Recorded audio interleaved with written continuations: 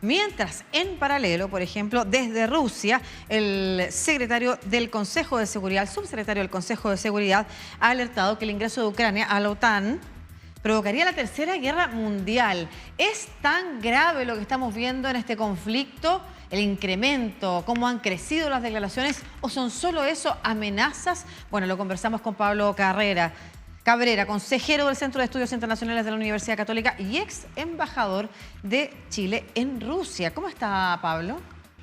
Buenos días, gusto saludarla. Igualmente, muchas gracias por tomar contacto nuevamente con DNews para toda Latinoamérica para saber si nos tenemos que preocupar o si estos son solo amenazas declarativas en un contexto donde quizás el escenario está preparado para que no se avance tanto. ¿Qué dice usted? Bueno, obviamente que tiene que surgir la preocupación de todo el mundo ante esta amenaza, pero creo que los hechos muestran que sería muy difícil hoy día una conflagración nuclear. Sería de parte de Rusia autodestructivo. Creo que hoy día todos saben cuáles son los arsenales nucleares que existen en una y otra parte. Y desde el momento que atacara con armas nucleares significaría que está atacando a toda Europa, lo cual significaría que tendría que responder y responder fuertemente, como se dice. Creo que esta advertencia de las dos partes sobre el uso de armas nucleares ha desordenado un poco la agenda. Creo que la agenda, hemos trabajado todos en diplomacia por muchos años por la no proliferación nuclear y el desarme. Claro. Y creo que Europa mismo fue creado, la Unión Europea, para erradicar la posibilidad de una guerra. Y creo que hoy día el desafío es grande para toda la agenda, muy desordenada, y el rumbo, los acontecimientos son preocupantes, pero esperemos que sea producto de una confusión que existe y una balcanización del poder que se está viendo en el Kremlin. Sí, usted decía se ha desordenado la agenda, pero además se ha desordenado la agenda de las últimas 2 semanas en el marco del conflicto. La última vez que conversábamos, hablábamos de cómo India y China le estaban quitando su respaldo a Rusia ya al pedir, por ejemplo, término del conflicto inmediato y diálogo. Ahora, como decían, efectivamente también sí podemos traducir a partir de unas declaraciones que alguna vez existieron en Chile, diálogo aquí y ahora, era lo que exigía también China respecto del conflicto en Rusia. Sin embargo, estas últimas semanas hemos revertido ese escenario que nos pensaba que pudiera avanzar rápidamente a un término del conflicto, a uno en que las declaraciones han sido cada vez más altisonantes y amenazadoras. A partir, eso sí, quiero señalar, son declaraciones que empiezan a surgir a partir del bombardeo que hace Ucrania del puente, el puente del Estrecho, ¿no es cierto? El puente en... no me acuerdo. El puente del... Exactamente, en Crimea del Estrecho de Kerch, como usted lo señalaba. Me había olvidado el nombre del estrecho. Pero, claro, que además es un puente que levantó Vladimir Putin, que significaba también simbólicamente lo que había constituido la anexión de Crimea. A partir de ese bombardeo las declaraciones han cambiado. ¿Y por qué se lo menciono? Porque significa entonces que Ucrania y la OTAN quizás debieran también ser más preventivas en sus acciones, quizás no avanzar, por ejemplo, hoy en que Ucrania siga trabajando con la OTAN. Hay que bajar un poco también por parte de Occidente el ánimo para que, no sabemos además, Putin no se sienta acorralado, que es lo que al parecer está haciendo que estas reacciones entonces hayan crecido. Mire, con respecto a un análisis de esta situación hay que ser cuidadosos en los términos porque si no se van creando estos pánicos o se va aumentando el pánico. Siempre hemos dicho que en una guerra de esta naturaleza, esta guerra que no es declarada, primero que todo, una guerra no declarada que ya empieza a involucrar no solo a Rusia y a Ucrania, sino que involucra prácticamente a toda Europa y a toda la comunidad internacional en general. Apoyos explícitos como tales son muy pocos. Yo creo que a veces hay abstenciones, hay distancia para tomar posiciones, pero no creo que ni India ni China han demostrado un apoyo explícito a la guerra como tal. Más bien han señalado que no es tiempo para la guerra y llamar al diálogo permanente es una manera también de de decir creo que es mejor el alto el fuego, ¿no? Entonces, la guerra se puede mirar desde dos puntos de vista, de una guerra de baja tensión o una guerra de alta tensión. Y esta guerra tiene de todo. Es una guerra de comunicaciones, una guerra híbrida, una guerra multifacética, es una guerra llena de contradicciones. Por un lado se busca la paz y por el otro lado la victoria, pero la victoria significa la derrota del otro.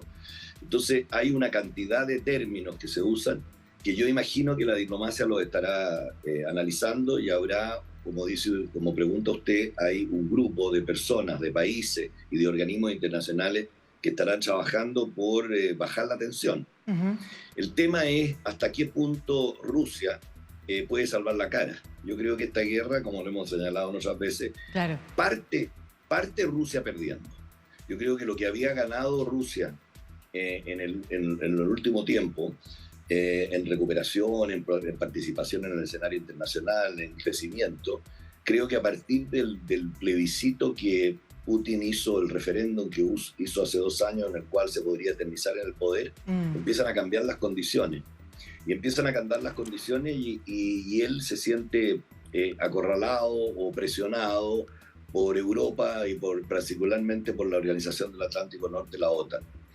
Y toma esta determinación errada, sorpresiva, que de mal cálculo, que hay un hecho, es un hecho de la causa, claro, que hay una apreciación equivocada en cuanto a la reacción que podía haber Ucrania y la reacción que podía tener Europa. Europa presentaba un frente bastante poco cohesionado en ese momento.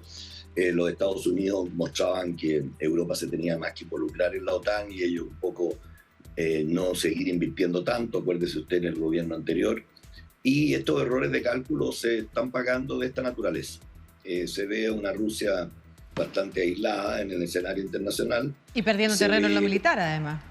Se ve que el rumbo de los acontecimientos es peligroso para la propia sobrevivencia de Putin. Pero aquí hay que entrar a analizar también qué significa esto en Ucrania hoy día y qué significa en Rusia. Putin, uno de los errores, creo yo, que cometió fue esta anexión, entre comillas, fraudulenta, claro, que hace, o forzada, que hace de territorios ucranianos, que no estaban para nada conquistados, podríamos decir. No eran para nada ya rusos. Creo que produjo más rubor que satisfacción, porque la prueba está que no pudo ni defenderlo el primer día de haberlos anexado, una parte de ellos por lo menos. Claro. Entonces, creo que esta confusión, este nacionalismo desmedido, autoritario de Putin contrasta verdaderamente con el valor de la democracia, el valor de la paz, de la libertad, y hacia dónde estaba convergiendo el mundo en un momento determinado, que también fue alterado por la pandemia. Pero no, Pablo, sí, profesor, le quiero volver a hacer la pregunta.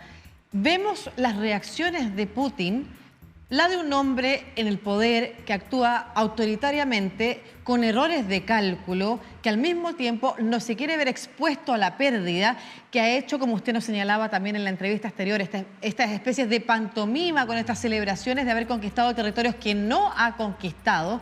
En ese acorralamiento nos pudiéramos ver a una persona que en su desesperación actuara de cualquier forma, menos de una forma razonable. Por eso le pregunto nuevamente, si considera que Ucrania y la OTAN debieran seguir avanzando en su fortaleza de vínculos o por el contrario quizás debieran también demostrar algo para bajar las tensiones, considerando que no sabemos cuáles van a ser las reacciones de Putin. Mire, es muy difícil meterse en la cabeza de uno u otro, porque por lo siguiente, obviamente que es muy atendible lo que usted dice. La paz y la seguridad es una aspiración de siempre, ¿no? Es muy fácil hablar de la paz y muy difícil lograrla, como decíamos. Pero creo que esa decisión no es solo de Putin tampoco. Yo creo que hay un tema en Rusia que hay que mirar cómo está configurado el poder, cómo está el orgullo nacional, el nacionalismo, hasta dónde pueden llegar. Yo creo que antes que suceda eso, creo que la última carta que tiene Putin para doblegar a Ucrania, y cree él, el invierno. creo que el invierno está siendo la última carta a utilizar donde podría agravarse la situación y estar Helio en posición más favorable. La pregunta suya, contestarla, ¿usted cree o no cree? Por cierto que creo que se deberían bajar las tensiones, pero aquí hay dos partes y obviamente que hay una comunidad internacional que tiene que mediar. Bajar las tensiones, yo creo que en algún momento hubo esa intención de negociar, pero hoy día no veo que hay intención de aniquilarse por uno y otro lado. Uno, terminar con Putin en el poder y por el otro lado Putin dividir a Europa y sacar a Ucrania de cualquier posibilidad de estar en el corazón de Europa. Claro, lo que efectivamente no ha logrado, por el contrario, tal como usted nos señalaba, Europa se ha fortalecido y la relación entre Ucrania y la OTAN se ha estrechado también. Muchas gracias. Perdón. Muy bien, muchas gracias a usted. No, está bien, yo lo que creo que es una noticia en desarrollo peligrosa, claro, pero creo que hay mecanismos en los cuales nos involucran a todos, y la comunidad internacional, incluido todos nosotros, debemos estar trabajando por la paz, porque creo que esto altera la agenda, en una agenda de pandemia, de crisis económica, de crisis alimentaria, en el fondo de una crisis que nos puede llevar a muchos países a la pobreza, a la hambruna y también a la convulsión social muy peligrosa, que al final es el valor de la democracia la que debería primar. Totalmente, efectivamente. Los efectos de la pandemia, de las crisis sociales y económicas, finalmente van también convulsionando los países. La energética, que es la que más se expresa en el día a día, ¿no? Estamos viendo que a las economías de los países más desarrollados están siendo afectados por una crisis energética en la cual Rusia tiene mucho que ver. Entonces creo que las negociaciones ojalá vayan a un puerto y terminemos con este horror de la guerra que trae solamente crisis humanitaria, dolor y mucha desazón en el mundo. Así es, muchas gracias Pablo Cabrera, consejero del Centro de Estudios Internacionales de la Universidad Católica, quien fuera además embajador de Chile en Rusia, por esta conversación. Un abrazo. Muchas gracias, igual.